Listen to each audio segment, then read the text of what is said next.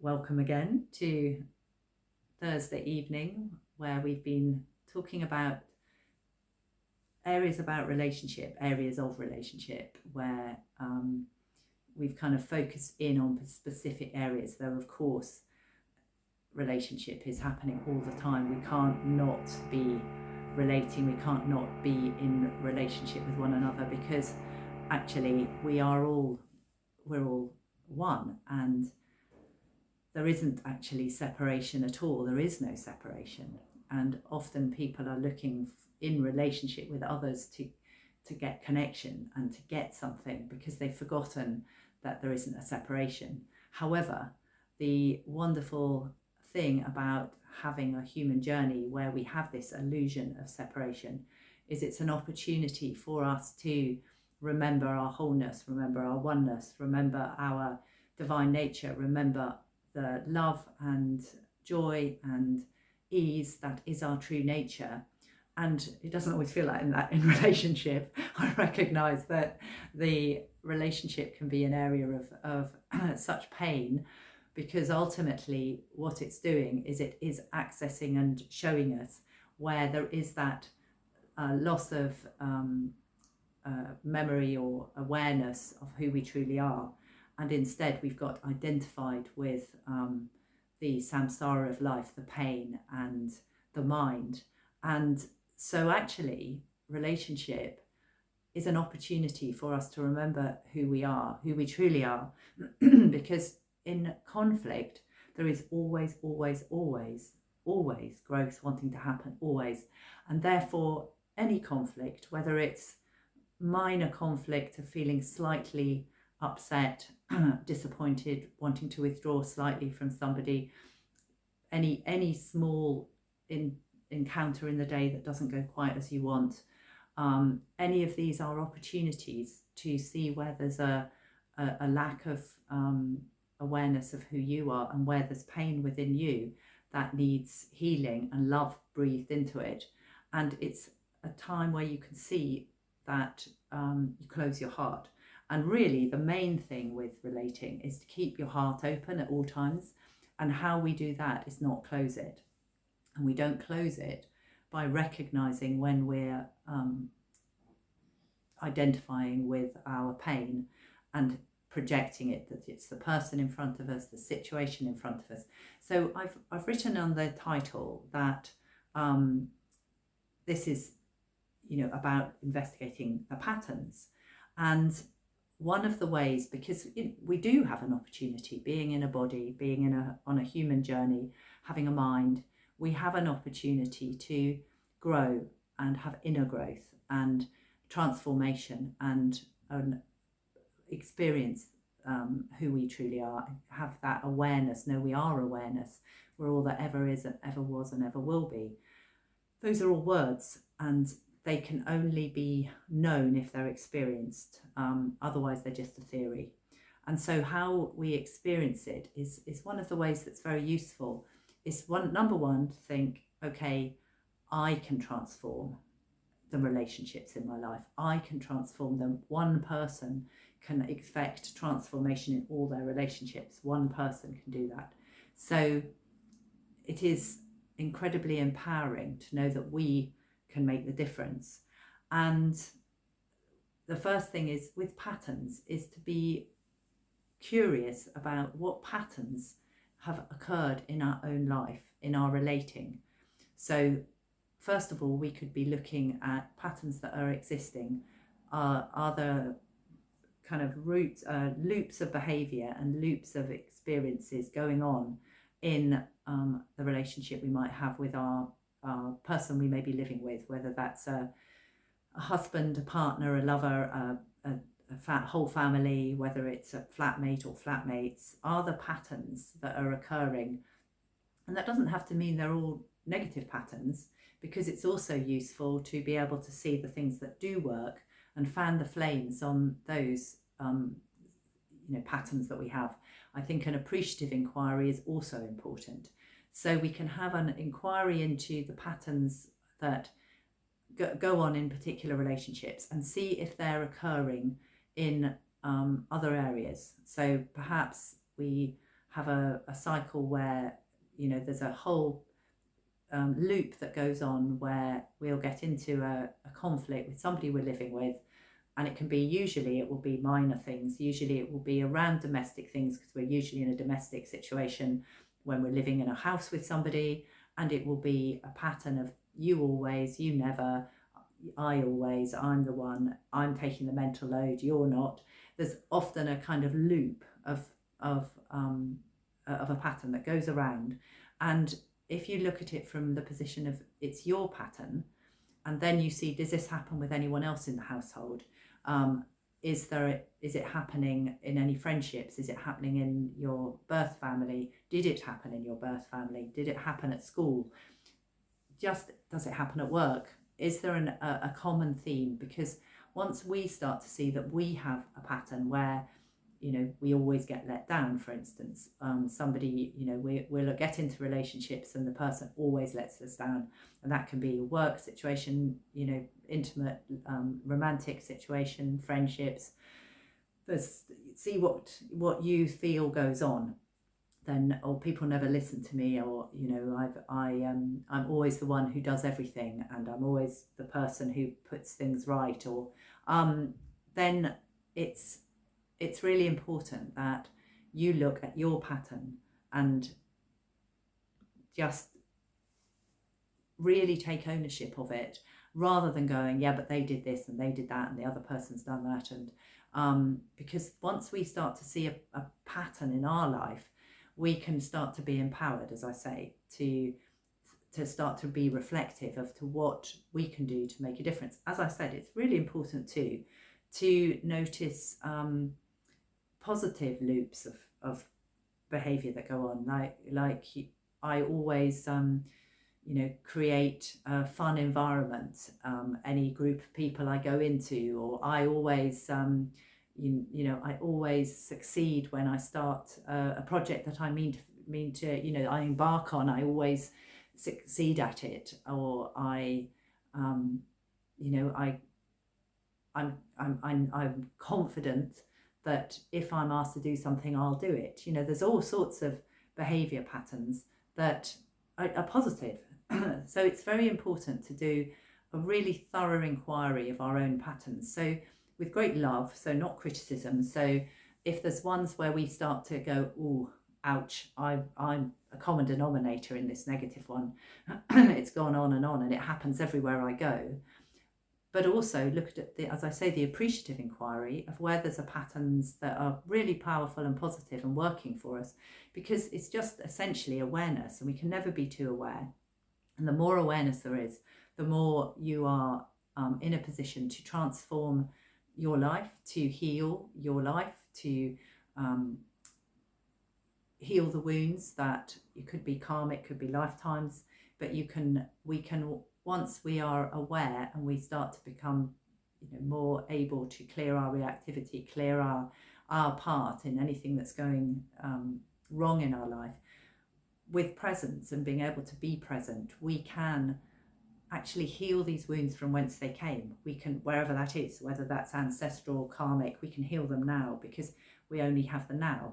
So the first thing is that inquiry, and vigilant with it. And it's not going to be necessarily a you know, just having a little think. It's starting to notice it, and it will go on over a period of time. And it's often good to make notes and see that something's happened again, and go from the position of I did that, and you know, that doesn't mean that other people aren't part of it, but actually from the perspective of relationship being a mirror, and that we're all one, we there is no separation, then when something's going on that's unsettling us, it's something to do with us, and it looks like it's the other, but actually there's something going on within us. And that's evident because if there's a room full of people and somebody's saying something, there will be maybe some people reacting to it and some people it doesn't touch, which shows it's not what the person's doing, it's the person's response to it.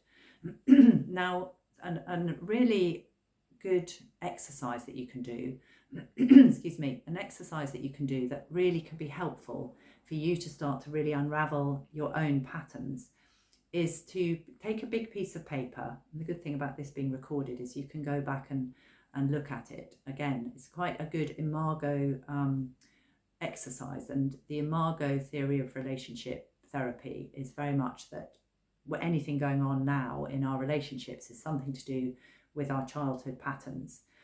So you take a big piece of paper and you draw a circle on it, and then you put a line across the middle of the circle. So you've got 2 half circles, and then you label the top circle A, and you label the bottom part of the circle B.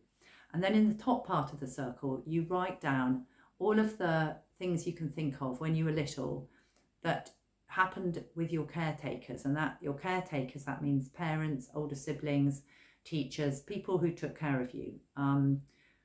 What they did that was positive and felt good. So you think about, they always kissed me goodnight, they always cuddled me, they always listened to me, they always celebrated my achievements. All the things you can think of. They played with me, they were always available. Now, obviously, I've worked with lots and lots and lots of people over the years, and sometimes there are situations where people can't think of many positives, and it's, as I said, it's not just parents, it's all caretakers, because often there may have been not good situations at home, but there was one person outside of the home who celebrated the child. But some people have a lot, obviously, in the A section. Then in B, you write the negatives. So you write all the things that didn't work for you. I was never listened to. I was told I was stupid. They didn't have time for me. They told me to, not to speak. And what you can do is think of all the different people, and you don't name who it is who did the thing, but you just write it as a whole. So it's not just one person you're thinking of necessarily. So that's A and B. Then you write a sentence this is C, and you write, what I most wanted from you but never got as a child was. And you just think generically, and it can be from one parent, because you might have got stuff from other parent, the other parent, or the other caretaker, or an aunt, or big sister, big brother, teacher. But you write, what I most wanted from you but never got, and you finish the sentence. Then you write, you think about a time when you were little, and you think of a good occasion where it was all fun, and you were having an outing, or it was just bedtime and it was happy, or mealtime with the family, or whatever it was, but you're with your family and you're remembering the good time. And then you write down the feeling you had, and that would be D. And then you write down what you did.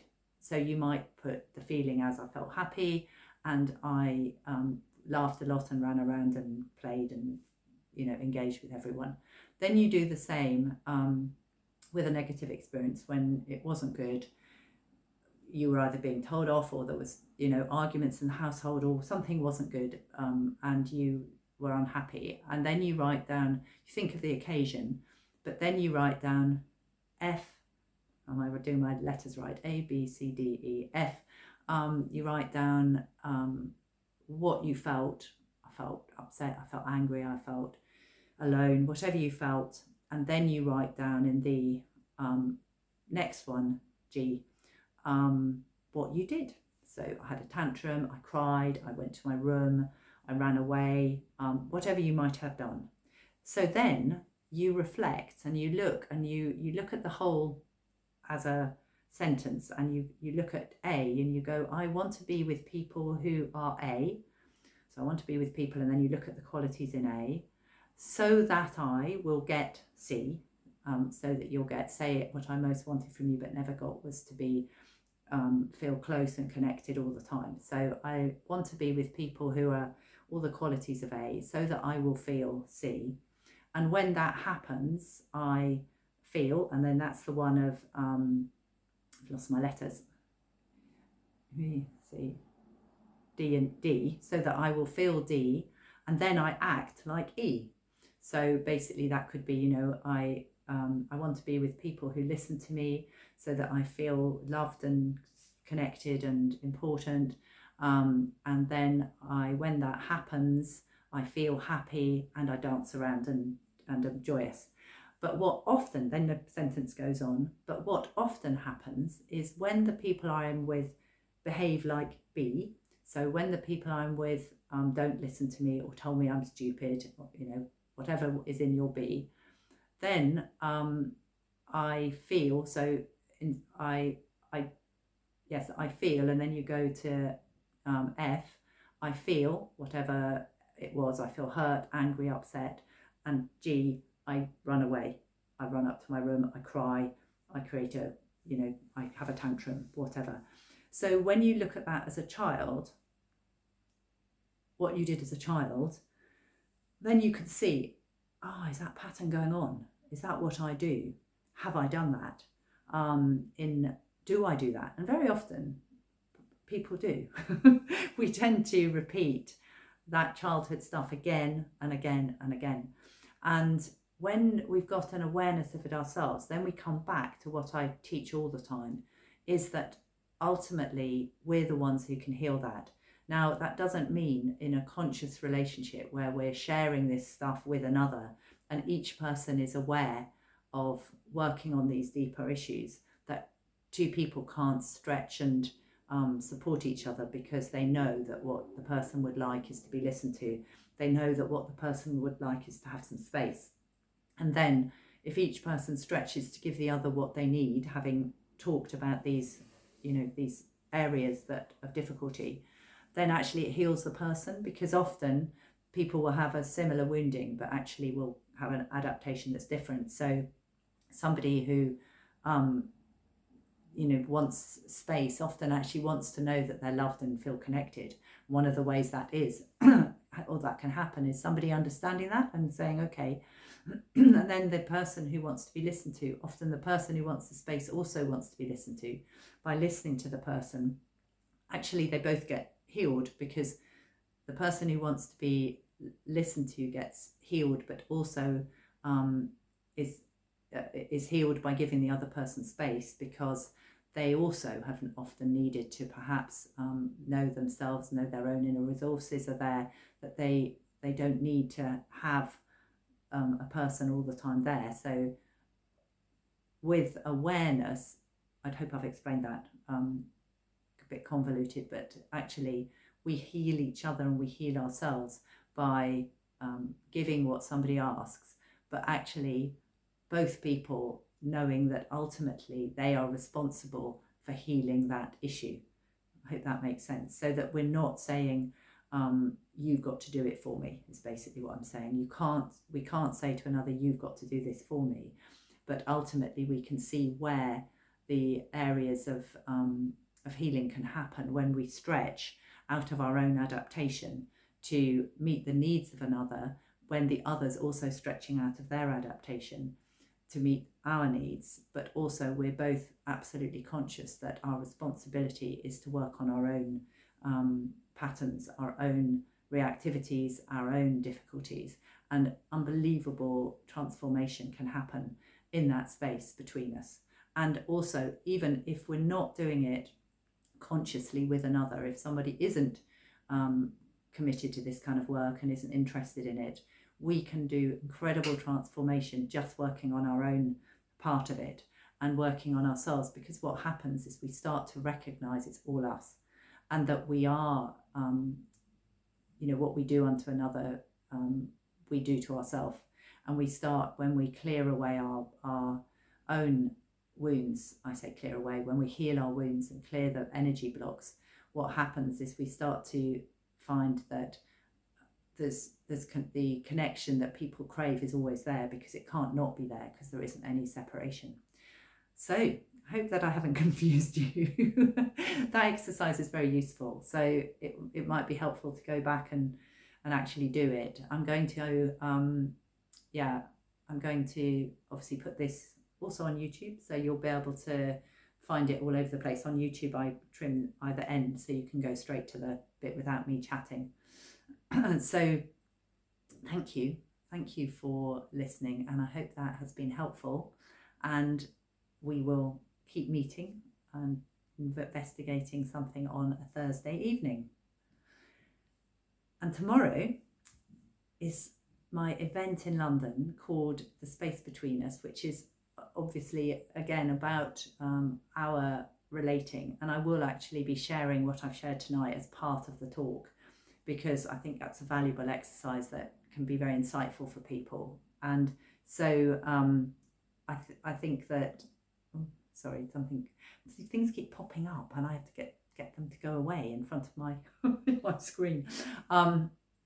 Yes, I'm going to be covering, I'll be talking obviously for quite a long time. I've got a lovely gang of people coming. I will be recording it, so you'll be able to see the whole thing, but sharing ideas about how we can best heal ourselves and heal our relationships, and make sure that the space between us is ever growing, and harmony is within it all the time, and we can transform the energy around us, we transform ourselves, we transform the people around us by our own energy. And I have an absolute awareness that if we all did this, then healing would happen in the whole world, interaction by interaction. It couldn't be any other way. Now, obviously, we don't need to go, oh, well, that's never going to happen, or oh God, because really it's important, if we're doing it, if we can be the ones that make the difference and be the change we want to see in the world. That's absolute, valid, true. So let's be the change that we want to see in the world. And thank you